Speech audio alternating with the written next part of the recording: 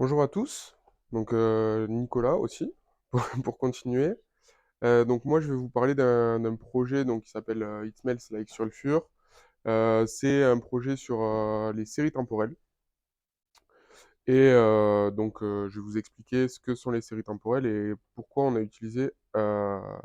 utilisées et quel est l'objectif de ce projet. Donc pour commencer, donc la qualité de l'air, c'est une problématique de santé publique qui est quand même connue, qui est identifiée depuis plusieurs années et sur lesquelles on souhaite travailler. Et donc récemment, Veolia, ils ont identifié que autour de leur centrale, de leur usine de traitement ou de leur station d'épuration, il y avait en fait des, des gaz, des concentrations de gaz qui étaient telles que ça pouvait irriter ou créer des nuisances pour la population environnante. Ils ont notamment remarqué qu'il y avait du dioxyde de soufre, donc on appellera soufre ou SO2 dans la suite de cette présentation.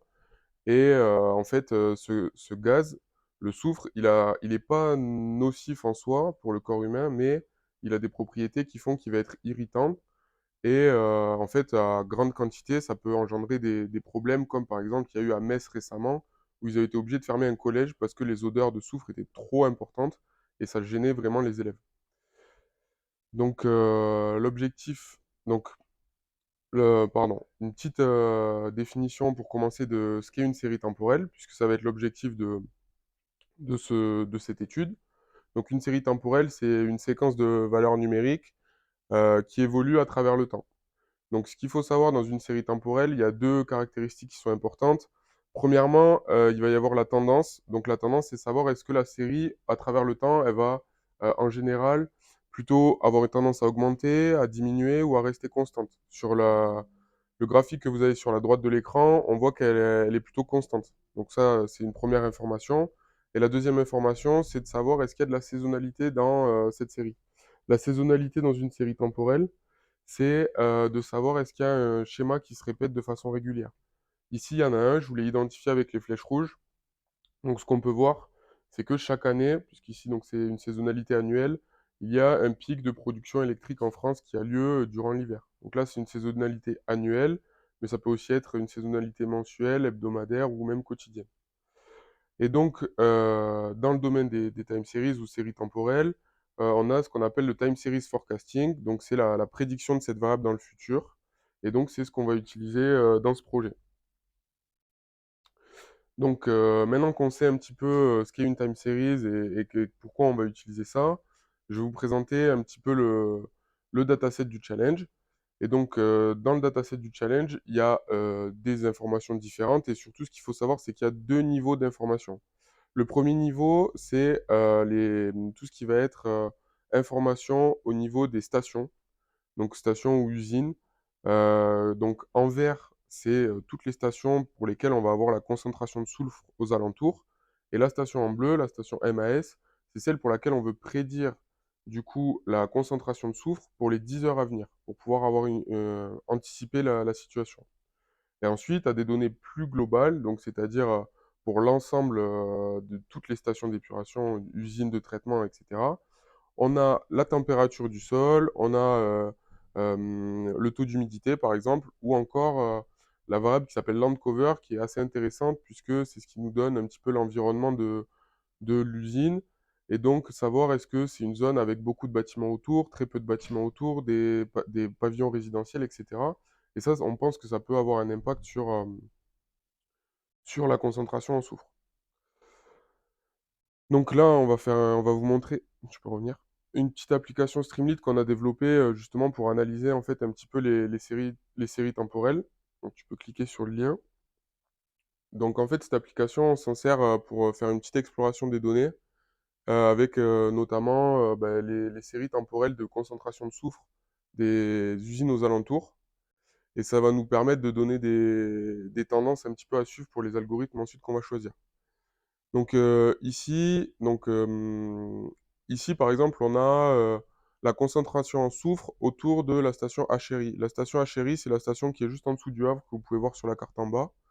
Et donc ici, on a la représentation totale de cette série temporelle. Et si on clique sur Trend, tout en haut, En fait, on va afficher la tendance de cette série. Donc, quelle est la tendance sur les 540 dernières heures? C'est, on va avoir d'abord une croissance, un pic, et ensuite ça va redescendre et rester constant. Et ensuite, on va regarder la saisonnalité pour savoir ben, justement est-ce qu'il y a de la saisonnalité ou pas. Et ici, c'est clairement identifiable qu'il y a un schéma qui se répète de façon régulière.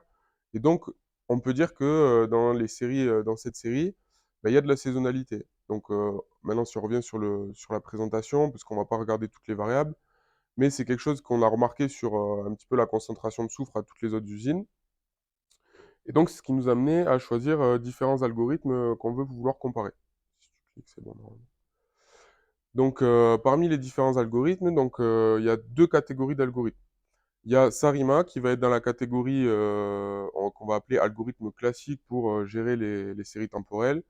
Le S dans Sarima, il veut dire saisonnalité, et c'est là qu'on voit que l'exploration des données, elle était importante, puisqu'on a choisi un modèle qui sait traiter la saisonnalité. Et ensuite, on a trois autres modèles qui vont plutôt appartenir à une famille d'algorithmes de deep learning, qui vont nous permettre de traiter les séries temporelles d'une autre façon, mais proposer également des résultats qui sont intéressants. Donc pardon, les deux premières choses sur lesquelles on va évaluer les modèles, enfin les algorithmes, du coup, c'est de savoir est-ce que on peut utiliser, est-ce qu'on a besoin du passé de la variable à prédire pour utiliser l'algorithme, et est-ce qu'on peut produire plusieurs heures à l'avenir, ou est-ce qu'on peut produire qu'une seule heure à l'avenir. Et en fait, ces deux choses sont importantes parce que on n'a pas le passé du coup de notre variable à la station à laquelle on souhaite prédire. On n'a que les informations sur les stations aux alentours et on veut prédire pour les 10 prochaines heures. Et donc en fait, avec ces deux paramètres, on exclut automatiquement Sarima et Prophet.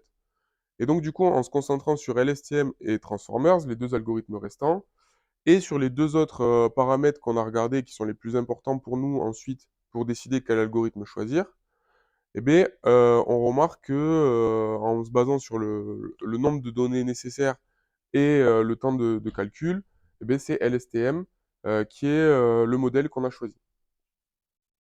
Donc maintenant, on va vous montrer un petit peu en quoi représentent les prévisions. Donc si tu peux cliquer sur le lien.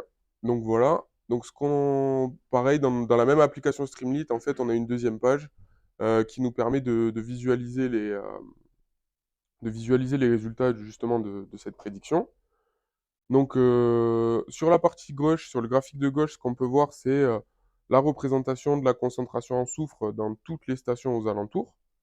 Et sur la partie droite, on va voir la prédiction dans la station cible, celle dans laquelle on souhaite prédire. Donc on peut rajouter d'autres inputs, par exemple, on pourrait rajouter le vent ou des choses comme ceci.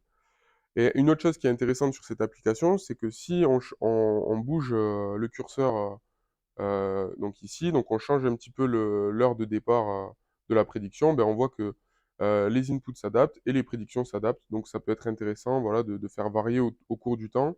Et c'est un des avantages de cette application Streamlit, c'est que ça facilite la visualisation et l'utilisation finale par le client. Et donc, comme vous avez pu voir sur les slides, utiliser un modèle donc LSTM, ce qui veut LSTM, ça permet d'avoir des prédictions qui ont été améliorées par rapport à la baseline du modèle, le modèle de base du challenge.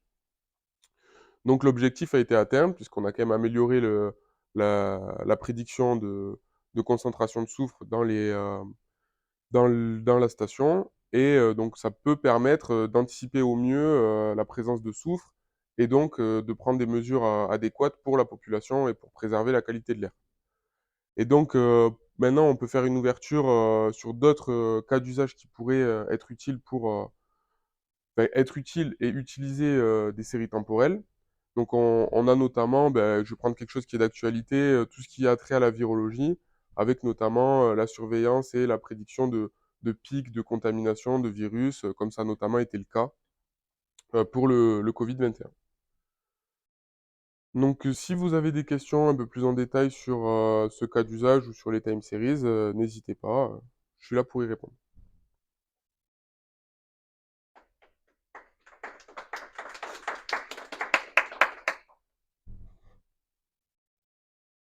Par contre, on n'entend pas le micro, donc est-ce que vous pouvez écrire par chat les questions, s'il vous plaît?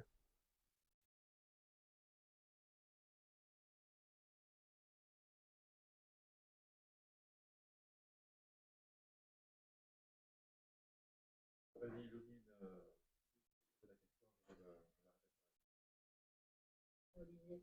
Ma question, c'était là, vous avez vraiment utilisé des modèles de time series, mais on a aussi une composante géographique, puisqu'on a la cartographie. Est-ce que c'est quelque chose que vous avez envisagé d'exploiter ou est-ce que la dimension géographique pour vous est capturée au travers des variables environnementales type le vent, l'humidité, etc., etc.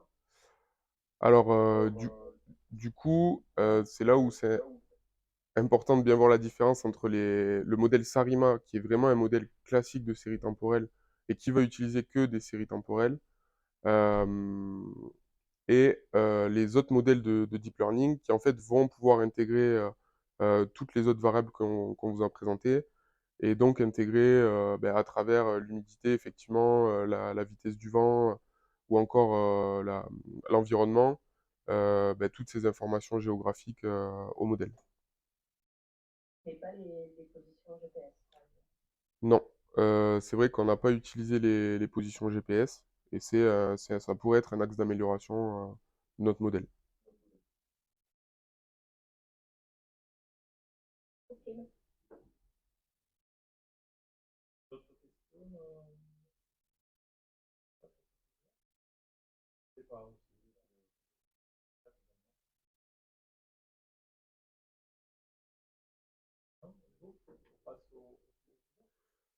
Mais merci à tous.